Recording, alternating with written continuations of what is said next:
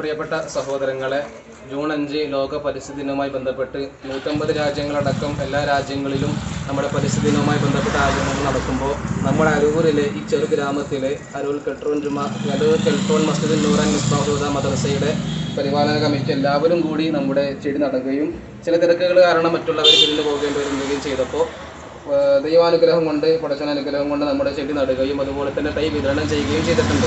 എല്ലാവരും നമ്മുടെ രാജ്യം, നമുക്ക് നമ്മുടെ നാട്, നമ്മുടെ ജീവിതം വളരെ പ്രധാനപ്പെട്ടതാണ്. സാമൂഹികപരമായും ശാരീരികപരമായും മാനസികപരമായും നമുക്ക് ആരോഗ്യം ലഭിക്കണമെങ്കിൽ, സമാധാനത്തോടുകൂടി ജീവിക്കണമെങ്കിൽ പ്രകൃതി പരിസ്ഥിതി സംരക്ഷണം അനിവാര്യമാണ്.